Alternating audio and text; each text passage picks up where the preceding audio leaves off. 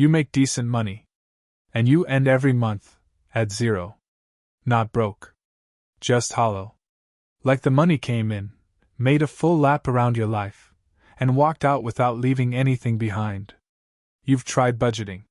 You've tried cutting back. Nothing sticks. And the worst part? You still don't know why. You're about to find out.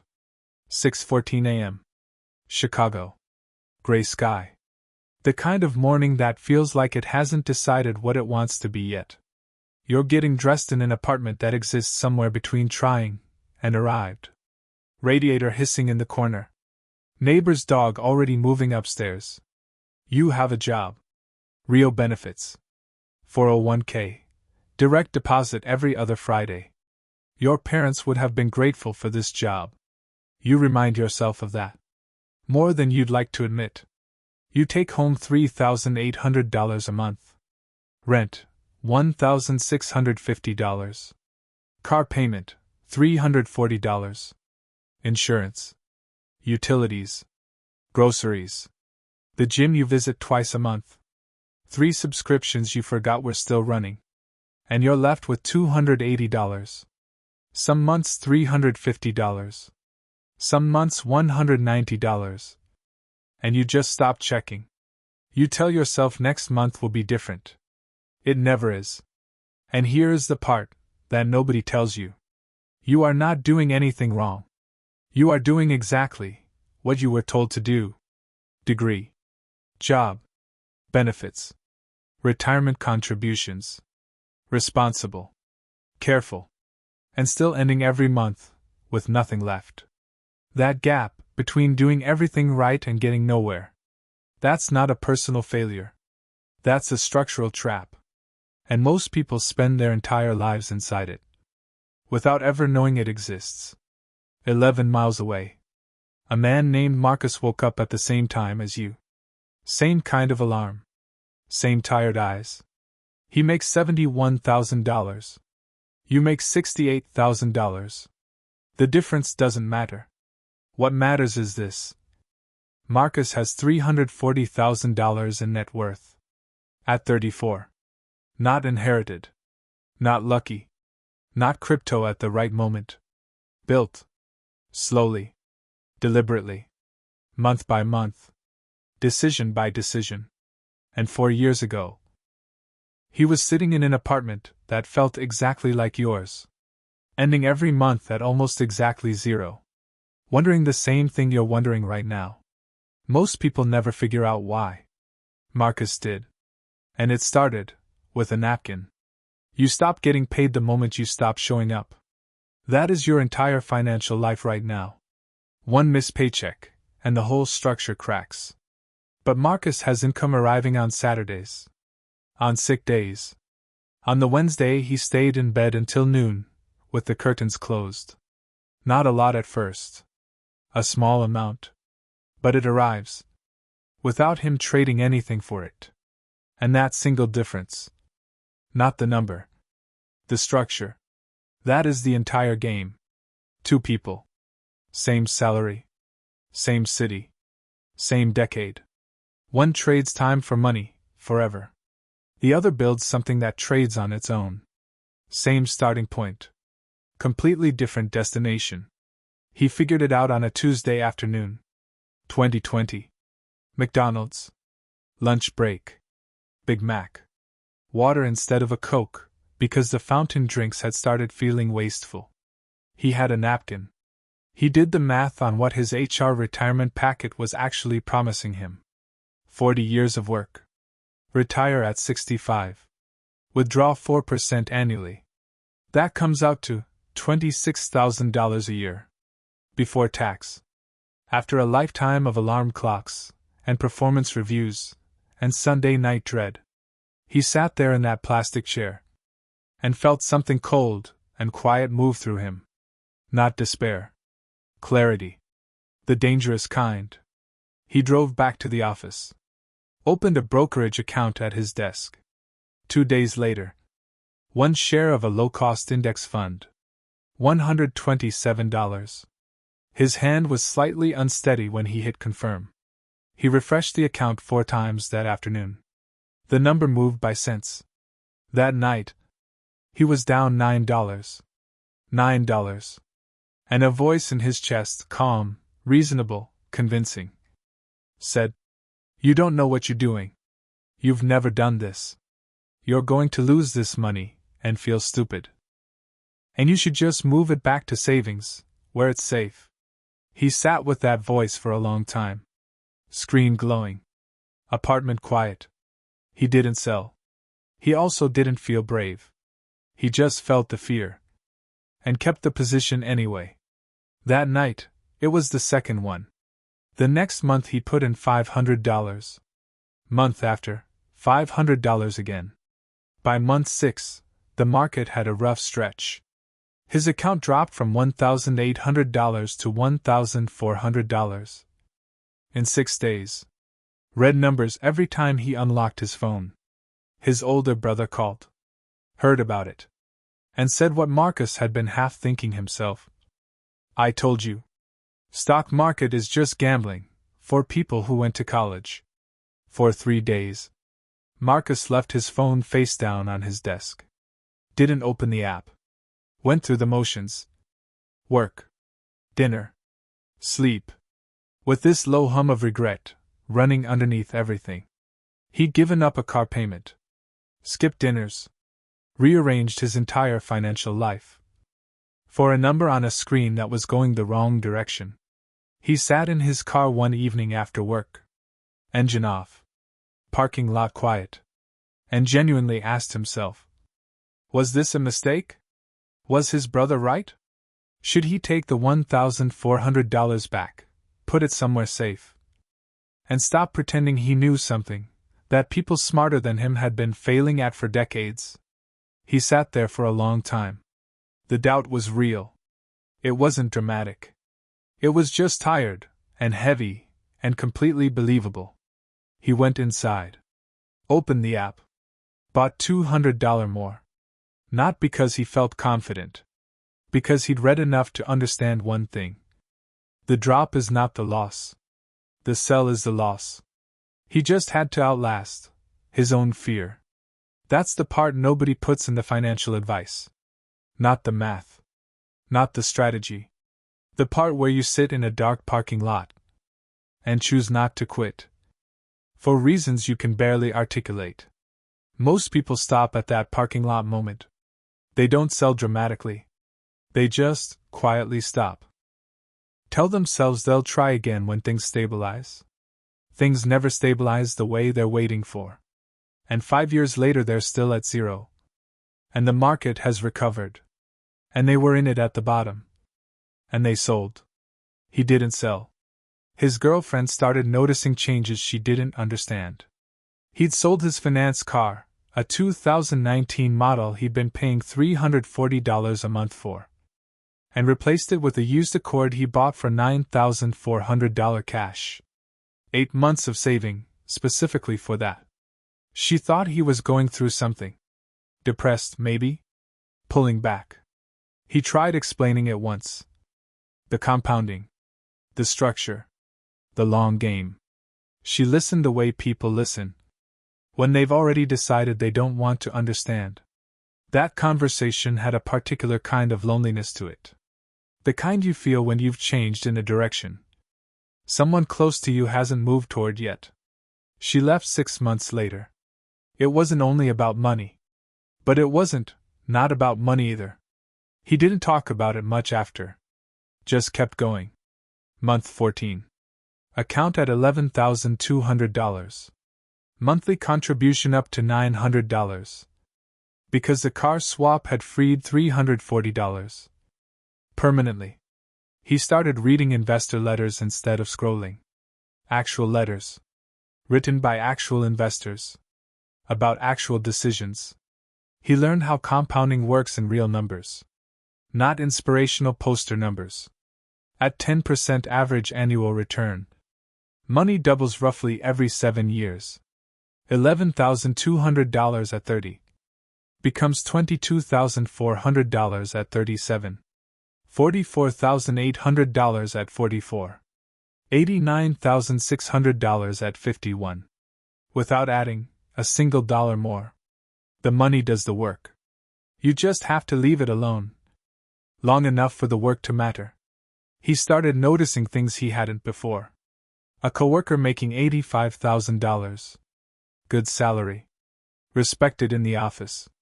Constantly stressed about money. New car every 2 years. Fresh shoes every few months. Lunch out every single day. Complained regularly that he couldn't save anything. Marcus stopped judging him and started studying him. Same salary range. Completely different internal architecture. The coworker's whole financial identity was built around looking like the money was there. Marcus had quietly dismantled that identity in himself. Without announcing it. He couldn't tell you exactly when. But he walked past the dealership now, and felt nothing. Saw someone post a vacation and thought. Credit card. Not with contempt. With recognition. He'd stopped needing the performance.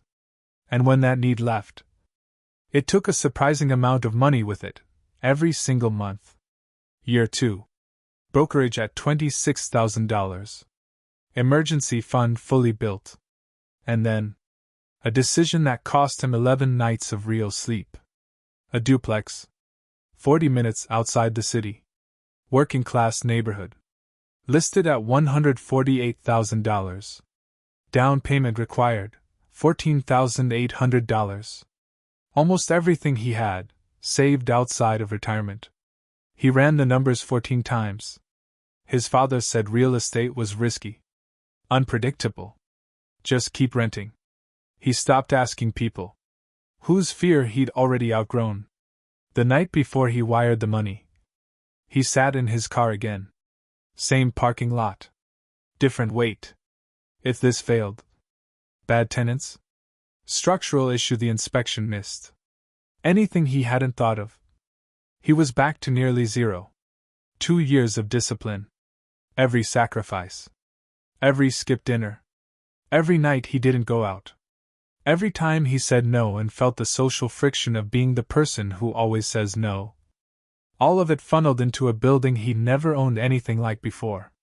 In a neighborhood he'd only visited twice. He wired the money. Both units rented within 3 weeks. One covered the mortgage entirely. The other netted $640 a month. First deposit hit on a Tuesday. While he was in a meeting, he felt his phone vibrate in his pocket. Checked it under the table. Saw the number. Sat quietly for a moment. Didn't tell anyone. Just sat with it. Then month 3 arrived. And the tenant in Unit 1 stopped paying. No call. No message. Just silence. Marcus texted twice. Called once. Nothing. He pulled up his account and did the math. 2 months of this, he'd cover the mortgage from savings. 3 months. He'd be burning through his emergency fund. He sat in that same car, parked outside a subway he hadn't gone into, and felt the specific weight of a decision that might have been wrong. All those no's he'd said. The relationship that hadn't survived his focus. The car he'd given up. His father's voice somewhere in the back of his head. Unpredictable. He thought about what it would feel like to tell people it hadn't worked out. To go back to just the job. To stop. He filed the paperwork. Covered the month from savings. Stayed calm on the surface. While his stomach did something else entirely. The tenant vacated 6 weeks later. New tenant placed within 10 days. The gap cost him $2,100 total. Not a disaster. But close enough to feel like standing at the edge of one. And the edge had been real. This wasn't a controlled exercise. This was actual risk. Actual money. Actual consequences. And it had almost gone wrong. In the exact way his father warned him about. Most people's story ends at that edge. The first real test. The first moment where the plan meets reality. And reality doesn't cooperate. They sell. They exit. They tell themselves it wasn't for them. And go back to what felt safe. The safety that ends every month at zero, but at least never drops $2,100 in 6 weeks. Marcus stayed. And staying through that changed something permanent in him. He stopped being someone trying to build wealth. He became someone building it. Different gravity. Different identity. The doubt didn't disappear. It just stopped having the same authority. Year 3. Passive income, $1,280 monthly. Brokerage crossed $60,000. Second rental unit acquired. And then, quietly, without ceremony, his job started to feel different. Not worse. Smaller. The salary was still real. Still useful. But the psychological weight of it had shifted. When his manager dismissed him in a meeting, it didn't stay with him past the parking lot. When the company announced a policy change everyone hated, people spent 2 weeks complaining in the break room. Marcus participated in the conversation and felt almost nothing underneath it, because his survival was no longer located entirely in that building. His financial life had grown a second root system. And when that happens, when the job stops being the only thing holding the structure up, you stop performing anxiety about it, the way everyone else does. His job had become optional. Not technically. His bills still existed. But the dependency had cracked.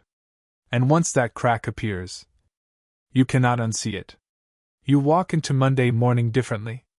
You sit in meetings differently. You hear the phrase, "We're making some organizational changes," and feel something closer to curiosity than fear. That shift, from trapped to choosing, is the one nobody tells you is coming. And it is worth more than any single number in any account. He stopped being impressed by titles, by who got promoted, by who drove what to the office. He watched people around him manage careful, anxious careers, built entirely around staying employed. He understood it. He'd been it. He just wasn't it anymore. Year 4. Marcus is 34. Net worth, $340,000. Passive income, $1,280 a month. And growing. Brokerage, $88,000. Retirement account, $67,000. Real estate equity building. He still drives the Accord. Still lives simply. Not deprivation. Architecture. Every dollar not spent on performance is a dollar inside a system that works while he sleeps. He doesn't feel like he's missing out. He feels like he finally understands what the game actually is. And once you understand what the game actually is, you stop wasting energy playing the wrong one. He stopped needing people to know he was doing well. That quiet hunger, the need to be perceived as successful before you actually are, left slowly. Then all at once, what replaced it was harder to name, but easier to carry. A kind of settled clarity. Like the noise had dropped several levels. And he could finally hear himself think. You're still in your apartment. Gray morning fully here. $300 left over this month. Maybe $350.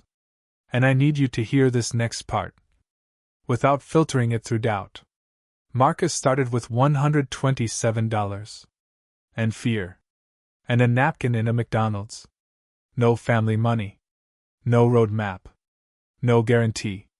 He almost quit, in a dark parking lot. He almost lost everything he built, to a tenant who stopped paying.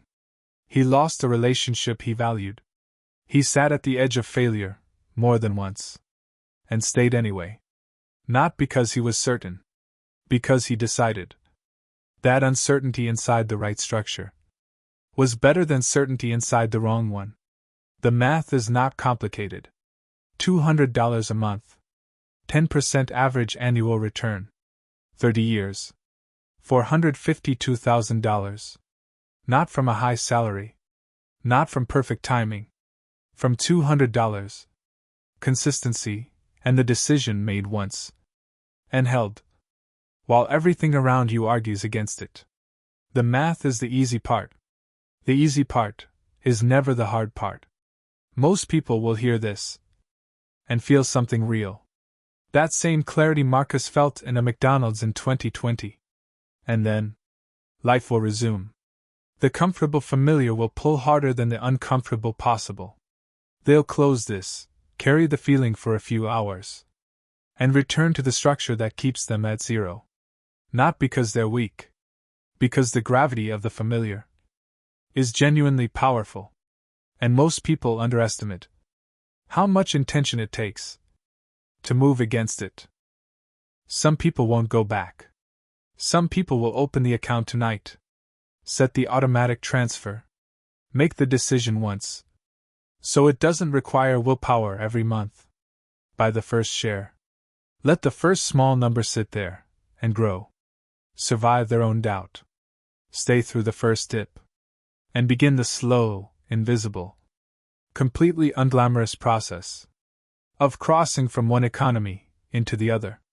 10 years from now, those people will be Marcus. Not because they were smarter. Not because they had more to start with. Because on one specific gray morning, when everything in them said wait, they didn't wait. Right now, in this moment, nothing is actually stopping you. The information is here. The path has been walked by people who started with less than you have tonight. The account takes 11 minutes to open. The automatic transfer takes 3. The decision, the real one, the internal one, takes about as long as it took you to read this sentence. Most people won't make it. They'll find a reason. They always find a reason. The debt, the timing, the market, next month, next year, someday. Someday is the most expensive word in the English language, and nobody ever puts it on a bill. You know what changes now. You know the structure. You know the game. You've seen the path walked. From $127 to $340,000 in 4 years. By someone who almost quit twice and lost sleep for 11 nights before a single wire transfer. The only thing left is the decision. And the decision is yours. Tonight. Not tomorrow. Not when it feels safer. The feeling of safe never comes. You build the safety. And you build it by starting. Before you feel ready. Stop waiting to feel ready. You won't. Nobody does. Start anyway.